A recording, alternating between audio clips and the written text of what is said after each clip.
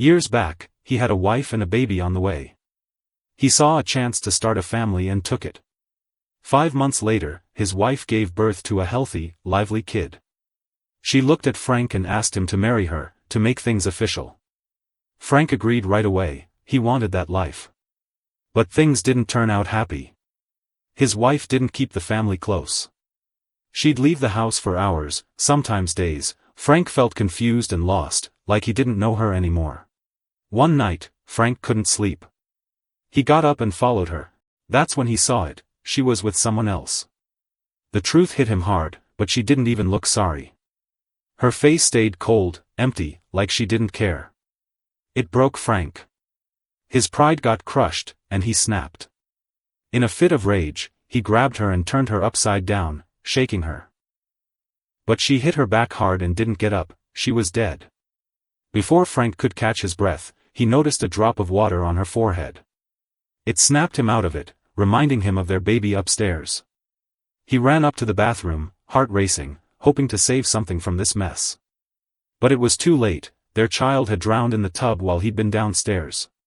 The cops came, and Frank got sentenced to 25 years in prison for manslaughter. 5 years into his time, during a throat surgery, he saw a chance to escape. To avoid getting caught, he kidnapped a teenage boy, Henry Wheeler, and forced him into his getaway plan. Henry's mom, Adele Wheeler, was with him. Frank ordered her to drive them to her house. Adele didn't argue. Henry's safety was all that mattered. She followed Frank's every word, even though she wondered if he was the killer she'd heard about. She didn't say a thing, not even when they passed a police car. Henry was her whole world, her only guide. She had no clue what Frank wanted, but she'd do anything to protect her son, even die. That's what she told herself.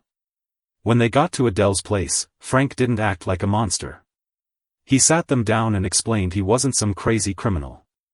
He wouldn't hurt them, he just needed a spot to rest before moving on. Still, to keep things safe, he tied Adele up. She didn't like it, her stomach in knots, but she couldn't fight back. Henry watched as Frank looped the rope around her wrists. But Frank didn't pull tight. He was gentle, like he didn't want to hurt her more than he had to.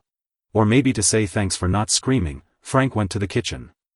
He started making lunch. Adele's hands were still tied, so he fed her himself, spooning food into her mouth, careful with every bite. Henry looked at this guy, this escaped convict, and couldn't figure him out. This wasn't the behavior of a dying man or a killer. Henry started to think maybe Frank wasn't so bad after all. Night came, and Frank untied Adele. He'd planned to sneak out in the dark, but police lights flashed outside. They were patrolling hard, looking for him. Frank had no choice, he was stuck there. The next morning, Adele and Henry faced the fact that he wasn't leaving yet. Frank didn't sulk. He talked to Henry, his voice soft like a dad's. He admitted he'd messed up once, letting a good woman like Adele slip away for someone else. Henry listened, surprised by how honest Frank sounded. Then Adele did something bold. She walked over and tied Frank up. She wasn't harsh, just steady. Frank didn't fight it. He even said it was a good idea. If the cops caught him like this, it'd prove she and Henry weren't helping him. It'd keep them out of trouble. As she finished, grabbed a piece of food Frank had made, a peach cobbler. For a moment, there was a flicker of kindness. Adele couldn't believe this rough guy could cook something so good. To pay them back for letting him stay, Frank started fixing things around the house. He cleaned the dusty floors, patched the wobbly steps, and worked on Adele's old car. Henry helped, and Frank showed him how to turn a wrench, how to keep the car running. "Don't mess it up," Frank said, serious but warm. "You've got to look out for your mom." Henry took it in, feeling something he hadn't since his dad left. Frank's words sank deep, filling a hole Henry didn't know he had. From morning to night, they worked together, and Frank taught Henry strength, how to stand tall for his family. It made Henry, who'd grown up without a father, feel valued. Adele watched them, her fear melting away. This fugitive didn't seem evil. He fit into their lives, fixing what was broken, guiding Henry like a dad would. One day, she grabbed a needle and thread and sewed a rip in Frank's shirt. Each stitch carried a bit of care. Frank saw the scars on her hands, marks from her tough years, and his eyes softened. But just as things felt peaceful, a loud knock hit the door. Frank stiffened, pulling Adele close, his grip firm but shielding. "Don't talk," he whispered, tense. Henry opened the door and saw Gerald, their neighbor, with a basket of peaches. "There's a killer around," Gerald warned. "Watch out." Henry's pulse raced, but he kept quiet. He made up a quick excuse and sent Gerald away. Frank relaxed, grateful, and looked at Henry with pride. The kid had covered for him. To thank them, Frank suggested making a pie with those peaches, a family recipe. Adele joined in, and soon they were all in the kitchen, dough under their nails. Frank stood close, guiding Adele's hands as she rolled it out. His touch was soft, but it sent a jolt through her. Her heart sped up, her body tingling. Henry noticed his mom's eyes change. She wasn't scared anymore, she was awake. Frank had sparked something in her, something she'd lost long ago. As the pie baked, the house smelled warm and sweet. Frank took a risk and slid his arm around Adele's waist. She didn't pull back, she leaned into him, letting the closeness settle. But Frank knew this couldn't last. Night fell, and he peeked out the window. The police car was driving off, his chance to run. Adele's face dropped. "Stay," she said quietly. "Your stitches need time." Henry agreed, his voice steady. They weren't just his captives anymore, they were something real. Days passed, and they fell into a rhythm. Frank and Adele walked together at sunset, their steps matching. Henry watched them grow close, seeing his mom smile again. Frank's past, the dead wife, the drowned kid, the prison, started to blur. Adele's pain, miscarriages, a failed marriage, eased too. But danger lurked. One afternoon, Gerald rushed in, asking Adele to watch his kid. Before she could say no, he left the boy and ran off. Adele sighed but took him in.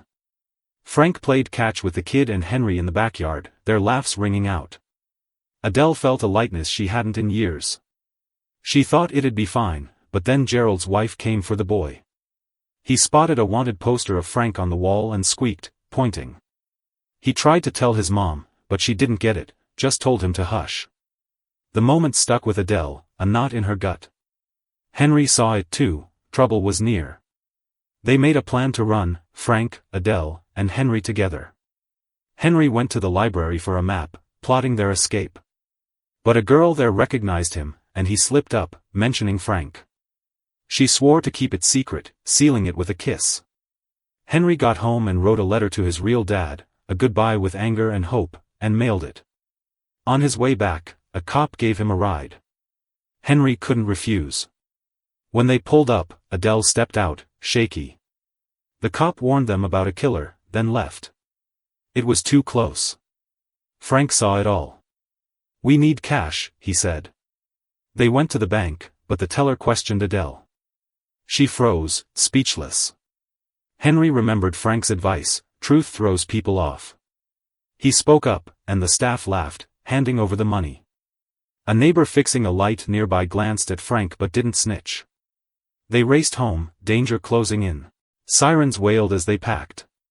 Frank knew running would ruin Adele and Henry. So he tied her up again, gentle as always, and said, "Don't worry." Then he stepped outside, letting the cops take him. Adele watched him go, her chest heavy. Frank got 20 more years. She fought for him, hiring lawyers, begging for mercy. But the law said no, helping a fugitive was a big crime. Worn out, she settled for visits and letters. Frank pushed her to move on, but she wouldn't let go. Years later, Henry grew up, using Frank's baseball tricks and pie recipe. He found love, built a life. One day, a letter from Frank arrived, "Tell your mom I'll keep her safe this time." Henry knew Adele had waited 20 years in that house, never leaving, holding on to Frank. When Frank got out, they reunited. Older, scarred, they looked at each other, and the past didn't matter. They'd found warmth again, two broken people healing together.